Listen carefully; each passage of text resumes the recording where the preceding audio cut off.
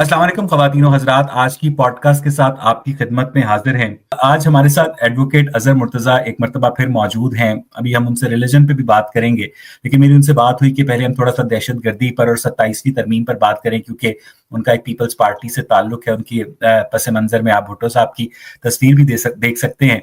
Sir, एक ज़माने में शुरू में जब दहशत गर्दी पाकिस्तान में शुरू हुई 2000 के अवाइल में, जब बाकायदा एक लहर आई, तो ये बाकायदा पाकिस्तान का प्राइवेट मीडिया उस वक्त इवॉल्व कर रहा था। तब कहा जाता था जी हाँ, हम तस्लीम करते हैं कि सिक्योरिटी लैप्स है, सिक्योरिटी फेलियर है, हम अपनी गलतियों की एडवोकेट साहब, जो पाकिस्तान की जो टेररिज्म की जो हिस्ट्री है ना, हमने मुख्तलिफ ममालिक का बैटल फील्ड है। हर एक मुल्क की अपनी अपनी प्रॉक्सीज, अल्हम्दुलिल्लाह पाकिस्तान में हर मुल्क की प्रॉक्सी मौजूद है और लोग पालते हैं प्रॉक्सीज किसी दूसरे मुल्क में। हमने अपने घर में प्रॉक्सीज पाल के अब वो हमसे डिसमेंटल नहीं हो रही। पिछले 10 साल से अल्हम्दुलिल्लाह बहुत एफर्ट के साथ एक अमन कायम किया गया, लेकिन उससे पहले आपको पता है कि जब पीपल्स पार्टी ने हुकूमत संभाली थी तो आए रोज हर दिन हम शाम को लाशें गिनते थे कि आज फलां जगह पे धमाका हुआ, इतने लोग शहीद हुए, आज हजारा कम्युनिटी के इतने शहीद हुए, अब फलां मजलिस में ये धमाका हो गया, फलां महफिल मीलाद में धमाका हो गया। ये रोज लाशें गिनते थे कि आज कितनी लाशें इन्होंने हमें दी हैं टेररिस्ट ने। उसके बाद ऑपरेशन लॉन्च हुआ और पूरी कौम ने यूनानिमसली एक डिसाइड किया, सिवाय कैदी नंबर 804 था, उनके बाकी तमाम पार्टी ने कंसेंसस के साथ एक ऑपरेशन का फैसला किया और फिर ऑपरेशन स्टार्ट हुआ। फिर मुल्क में ऐसा ऐसा अमन कायम हुआ। और लेकिन एक अमन कायम किया। प्रॉब्लम ये है कि पाकिस्तान में लेडी डॉक्टर से ज्यादा ऑपरेशन फौज करती है। ठीक है, कभी रद्दुल फसाद, कभी ज़रबे अजब, कभी येला अजब, कभी वो अजब। ठीक है ना सर। प्रॉब्लम यह है कि आप इस उम्मीद पर अपने घर में सांप नहीं पाल सकते कि वो सिर्फ आपके हमसायों को डसेंगे। ठीक है, आपके जो DG ISI lieutenant general Faiz Hamid साहब अगर काबुल में चाय पीते हैं और उस चाय की जो पीते हुए की जो पिक्चर है दुनिया में सर्कुलेट की जाती है कि हमने काबुल को फतह कर लिया है, आज वही काबुल बकौल आपके दुश्मनों की गोद में जाकर बैठ गया है। तो जिस स्ट्रेटेजिक डेप्थ को हासिल करने के लिए पाकिस्तान के जर्नैलों ने 30-40 साल तक पाकिस्तान को आग और खून के अंदर धकेला, पाकिस्तान से रिसेंटली जो अफगानों के साथ, जो मासूम शहरियों के साथ सलूक किया जा रहा है, जो पिछले 30-40 साल से यहाँ रच बस गए हुए थे, और कभी भी दहशतगर्द जो है इस तरह से अपने सर पर सामान उठाकर वापस नहीं जाते हैं, तो आपको लगता है कि पाकिस्तान मिलिट्री के अंदर हर जर्नैल का जो पर्सनल पॉलिसी शिफ्ट है वो पाकिस्तान में स्टेबिलिटी पैदा नहीं होने देता एडवोकेट साहब? असल में पॉलिसी जो है ना, उसके अंदर कोई कोऑर्डिनेशन नहीं है। एक जो कमांडर इन चीफ आता है, जो मिलिट्री कमांडर आता है, उसकी अपनी पॉलिसी होती है, दूसरा आता है उसकी अपनी पॉलिसी होती है। असल में ये सबसे बड़ा इशू ये है कि आपका जो सियासी स्ट्रक्चर है, जो पॉलिटिकल पार्टीज हैं, पॉलिटिकल सिस्टम है, वो वीक है। तो अब अगर वो वीक है तो डेफिनेटली जो इदारे हैं, हर इदारा अपने आप को बाइख्तियार समझते हुए अपना नजरिया, अपनी सोच, अपनी फिक्र मुसल्लत करेगा। सबसे बड़ा प्रॉब्लम ये है कि पाकिस्तान में जो स्ट्रक्चर ऑफ गवर्नमेंट है वो इतना वीक है, चाहे उसको जान बूझ के और इसको इंटेंशनली वीक रखा जाता है। मेरा एक और भी तज्जिया है, सॉरी आपको इंटरप्ट करने के लिए, क्योंकि आपका फ्लो इतना अच्छा है, अगर मैं आपको इंटरप्ट नहीं करूंगा तो आप अगले 20 मिनट बोलते रहेंगे। अजहर साहब, मुझे लगता है कि पाकिस्तान के अंदर वो जो कहते हैं ये जो दहशतगर्दी है, इसके पीछे वर्दी है, आप बेशक ये मत कहें सर, ठीक है। अभी मुझे लोग वाना से मैसेज करके कह रहे हैं कि ये जो कैडेट कॉलेज पर अटैक हुआ है ये सब होक्स है, ये झूठ है। मुझे मैसेजेस मिल रहे हैं जो लोग वाना के अंदर रहते हैं। सर, मैं सिर्फ आपसे ये पूछ रहा हूं कि अगर पाकिस्तान के हालात नॉर्मलाइज हो जाएं, अगर पाकिस्तान में अमन कायम हो जाए, तो आपको सिविल लिबर्टीज जो हैं आइन के तहत जो कि लोगों को मयसर होती हैं, आज़ादी तहरीर, आज़ादी तकरीर, तो वो आपको लोगों को देनी पड़ेंगी, रिज्यूम करनी पड़ेंगी। इस अनस्टेबल कंडीशन को जवाज बनाकर पाकिस्तान की जो सिक्योरिटी एस्टैब्लिशमेंट है, पाकिस्तान की जो मिलिट्री है, पाकिस्तान की इंटेलिजेंस एजेंसियां हैं, पुलिस है, वो लोगों की सिविल लिबर्टीज को गस्ब कर लेती है कि हालात बहुत खराब हैं, जब हालात ठीक हो जाएंगे तब हम आपके हकूक आपको दे देंगे। स्टेट ऑफ इमरजेंसी जो है ना, ये ज़ाहिर है पहली बात तो ये है कि हमारी जो लॉ एनफोर्समेंट एजेंसीज है ना, ये असल में गवर्नमेंट का काम होता है कि वो अपनी जो आपका आइन है और उसके अंदर जो फंडामेंटल राइट्स हैं उनको असर्ट करे, और कोर्ट्स का काम होता है कि वो यकीनी बनाए कि हर बंदे को उसके जो फंडामेंटल राइट्स हैं वो मिल रहे हैं। अब पाकिस्तान जैसे जिस तरह इसको डीप स्टेट कहा जाता है, कहा भी नहीं जाता, बल्कि ज़ाहिर पूरी दुनिया समझती है कि ये एक डीप स्टेट है, और इसके जो ये डीप स्टेट नहीं है, ये डीप शिट स्टेट है, डीपेस्ट। तो अब इशू ये है कि एक मैंने जिस तरह अर्ज की ना कि पहलवान और अखाड़े का एक ऐसा फिनोमेना है कि दोनों का सर्वाइवल एक दूसरे के साथ है। बट अब जहां पे मैं बार बार इस बात पे जोर दे रहा हूं कि अगर आपका पॉलिटिकल स्ट्रक्चर वीक है तो बहुत सारे आपके इस तरह की और आपको मिसालें बहुत सारी देखने को मिलेंगी कि किसी भी मुल्क में जब पॉलिटिकल स्ट्रक्चर कमजोर होता है तो उसमें आपके फंडामेंटल राइट्स को रगड़ दिया जाता है थ्रू एनी मींस। अब ज़ाहिर हमारे यहाँ एक ऐसा इदारा है जो सब इदारों के उसके हाथ में छड़ी है और सब इदारों को चला रहा है as per their own choice. तो अब इसको तोड़ना, मैं समझता हूँ कि मौजूदा दौर में being a political worker of Pakistan Peoples Party, मैं समझता हूँ कि ये दौर ज़ियाउल हक की जो डिक्टेटरशिप थी उससे ज्यादा सख्त है। लेकिन एडवोकेट साहब उसी ज़ियाउल हक ने आपके पीछे जो तस्वीर है भुट्टो साहब की, उसको फांसी दी थी, और उसके बाद बेनजीर भुट्टो जो हैं उन्होंने अपने मुमकिना कातिल के तौर पर जनरल परवेज मुशर्रफ का नाम दिया था। तो और आपका पीपल्स पार्टी से ताल्लुक भी है और आप ये इस दौर को ज़ियाउल हक से भी बदतर करार दे रहे हैं। तो इसी 27वीं तरमीम के जरिए पीपल्स पार्टी ने नून लीग के साथ मिलकर जो फौज को मजीद ताकत दी है, क्या आपको एक पाकिस्तान पीपल्स पार्टी के पॉलिटिकल वर्कर के तौर पर अफसोस है कि आपकी पार्टी ने ये किया, या आपकी पार्टी को धमकाया गया, ब्लैकमेल किया गया, कुछ भी किया गया, लेकिन आपकी पार्टी ने नून लीग के साथ मिलकर फौज को 27वीं तरमीम के जरिए जो अनचेक्ड पावर दी है, उससे पाकिस्तान का जो सिविलियन स्ट्रक्चर है वो मजीद कोलैप्स हो जाएगा? मैं ये समझता हूँ कि पाकिस्तान पीपल्स पार्टी अब ये जो एक पूरी तारीख रही है कुर्बानियों की, तो अब पीपल्स पार्टी की जो टॉप लीडरशिप उन्होंने ये फैसला कर लिया है कि अब नो मोर, हमने अब घोड़े नहीं खाने, हमने अब लाशें नहीं उठानी, हमने अब कारकुनों को जेलों में बंद नहीं करवाना और एक दरमियाना रास्ता इख्तियार करना है। और पाकिस्तान जैसे मुल्क में जहाँ पे अब आपका ये ख्वाब बन जाएगा कि आप कभी भी एक एस्टेब्लिशमेंट का रोल माइनस, तो क्या आप उसमें एक बहुत ही माइन्यूट जो उसकी चेंज है वो भी नहीं ला सकते।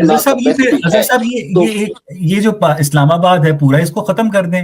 ये पार्लियामेंट है, इसके अंदर घोड़े बांध दें। ये जो अदालतें हैं, इसके अंदर कोई स्कूल खोल लें इवनिंग का। जब सारे फैसले फौज ने ही करने हैं तो ये सदर, वजीर आजम, वफाकी वुजरा, इनको तनख्वाहें देने का क्या फायदा? वो तो बेचारे अपने व्हाट्सएप पर इंतजार कर रहे होते हैं कि कर्नल साहब का क्या हुक्म आएगा।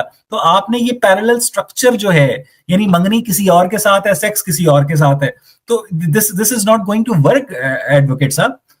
Actually it's going to work for the organisation जो ये सब कर रही है। उनके लिए तो सबसे आसान बात ये है कि गालियां किसी और को पड़े, लान तान किसी और को हो और बेनिफिशियरी कोई और हो। अब प्रॉब्लम ये है, हम ये समझ चुके हैं, मैं आपको बड़े सच्चे एक अंदाज में और बिल्कुल ब्लंटली कह रहा हूं कि हम ये समझ चुके हैं बतौर पॉलिटिकल वर्कर कि एस्टेब्लिशमेंट का रोल है, उसको माइनस नहीं किया जा सकता, और उसको माइनस करने के लिए आपको जिस आग के दरिया से गुजरना है उससे हम नहीं गुजर सकते। हमने ये फैसला कर लिया है कि विद इन द डोमेन हमें जो थोड़ी बहुत आजादी, जिस तरह कबायली इलाका जात में एक गरीब लड़की का जब रेप हो जाता है तो जो बड़े बुजुर्ग होते हैं वो उस रेपिस्ट के साथ उस लड़की की शादी करवा देते हैं। तो चूंकि आपने कहा कि आईने पाकिस्तान का फौज ने रेप कर दिया है, तो अब हम उस रेप को तो खत्म नहीं कर सकते। चलो अब हम आईने पाकिस्तान, मैं आपकी बात नहीं कर रहा, मैं गवर्नमेंट की बात कर रहा हूँ। तो आपकी गवर्नमेंट ने कहा कि चलो हम आईने पाकिस्तान के अंदर भी फौज को वसी इख्तियारात तफवीज कर देते हैं। नहीं, ये देखे ना, अब ये सियासतदानों की नाअहली है ना। मैं समझता हूँ कि आप देखो, आप किसी के पास अगर कोई पावर चल के आ रही है तो वो क्यों नहीं लेगा। सर मेरे प्रोग्राम में जब मैं नियो टीवी लाहौर पर काम करता था तो मुझे किसी ने कहा कि सियासतदान खुद फौज को दावत देते हैं। तो हालांकि मैं मुसलमान नहीं हूँ, एक्स मुस्लिम हूँ, लेकिन मैंने एक सवाल किया था सर कि अगर لڑکی خود زنا کی دعوت دے تو کیا زنا کی حد لاگو نہیں ہوتی؟ ہوتی ہے نا سر. اب ایشو یہ ہے کہ جب دونوں کی کنسنٹ آ جائے نا تو وہ زنا نہیں ہوتا نا. دونوں کی جب کنسنٹ آ جائے نا تو اس کو تو زنا بالجبر اور زنا بالرضا والی وہ جس طرح مشرف صاحب نے ایک ٹرم متعارف کروائی تھی نا، یہ بالرضا ہے. ایڈوکیٹ صاحب میں ذاتی طور پر عمران خان کا بہت بڑا مخالف ہوں، ناقد ہوں، اور ساری دنیا جانتی ہے کہ عمران خان جنرل قمر جاوید باجوہ کے فوتوں سے لٹک کر اقتدار میں آئے اور بعد میں ان کے معاملات خراب ہو گئے. لیکن جس طرح سے انہوں نے ایک پولیٹیکل ریزسٹنس کا ایک سیاسی مزاح، ہو سکتا ہے انہوں نے اپنی پرسنل گین کے لیے مظاہرہ کیا ہو، تو آپ کو لگتا ہے کہ اس وقت صرف اور صرف عمران خان جو ہے وہ ایک اینٹی اسٹیبلشمنٹ استعارے کے طور پر، حالانکہ ان کا ماضی جو ہے وہ سارے کا سارا اسٹیبلشمنٹ کے ساتھ ہے، لیکن رائٹ ناؤ صرف عمران خان کیا ایک مزاحمت کا استعارہ ہے اسٹیبلشمنٹ کے خلاف؟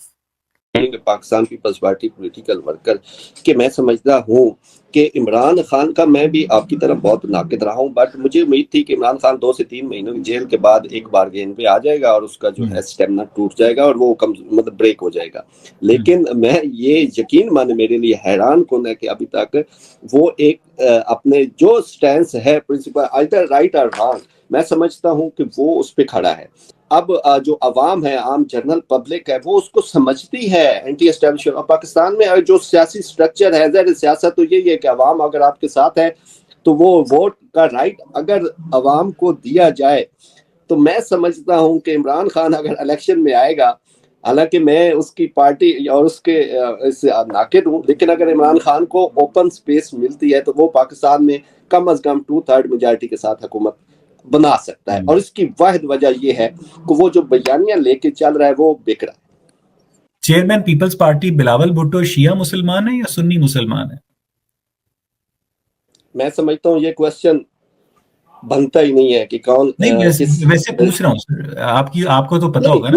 میں سمجھتا ہوں کہ آپ کا جو ریلیجن ہے یہ انتہائی پرائیویٹ آپ کا پارٹ آف لائف. نہیں سر، جب یہ حکمران ریلیجن کے معاملات پر قانون سازی کرتے ہیں تو پھر اس کا مطلب یہ ہے کہ ان کا کوئی معاملہ پرائیویٹ نہیں ہوتا. پورا امریکہ سیکس کرتا ہے تو ٹھیک ہے، لیکن اگر بل کلنٹن مونیکا لیونسکی کے ساتھ پکڑا جاتا ہے تو اس کا مواخذہ کیا جاتا ہے. میں آپ سے یہ پوچھ رہا ہوں کہ اگر بلاول بھٹو جو ہے شیعہ مسلمان ہیں تو سنی مسلمانوں کی کتابوں میں شیعہ مسلمانوں کو کافر کہا جاتا ہے. شیعہ مسلمان جو ہیں پہلے 3 خلفاء کے اوپر باقاعدہ جو الفاظ استعمال کرتے ہیں وہ میں یہاں استعمال نہیں کر سکتا ہوں. اور جو شیعہ اور جو سنی مسلمان ہیں وہ شیعہ مسلمانوں کو جو کہتے ہیں، آپ نے وہ پاکستان کی دیواروں پر بچپن میں بہت اچھی طرح دیکھا ہوگا، سپاہ صحابہ اور سپاہ محمد کی جو سیکٹیرین وار ہے وہ بہت اچھی طرح سے آپ کی نظروں کے سامنے ہے. تو یہ ریالٹی ہے نا جس کو آپ ایکسیپٹ کریں. میں ایکسیپٹ کرتے ہوئے یہ کہوں گا کہ کسی بھی شخص کو یہ حق حاصل نہیں ہے کہ کسی بھی دوسرے ریلیجن یا اسکول آف تھاٹ کی ہولی پرسنیج کے خلاف کوئی ایسی وائلنٹ بات کرے جو اس کو اشتعال کا باعث بنے. میں سمجھتا ہوں کہ اگر شیعہ کی طرف سے کسی بھی اہل سنت کی ہولی پرسنیج کے حوالے سے کوئی طعن و تشنن کیا جاتا ہے تو سر ابھی آپ کی ذوالفقار علی بھٹو نے احمدی مسلمانوں کی ہولی پرسن مرزا غلام احمد کو جھوٹا قرار دیا تھا، تو احمدی مسلمانوں کی دل آزاری کی نا آپ کی بھٹو صاحب نے مولانا کوثر نیازی کے ساتھ مل کر. نہیں، وہ ایک ایسا ایشو تھا جو as a whole Muslim society جو پاکستان کے اندر تھی وہ ان کا میٹر آف کنسرن تھا. اگر سر ظفر اللہ خان جو ہے احمدی مسلمان ہوتے ہوئے پاکستان کے پہلے وزیر خارجہ بن گئے.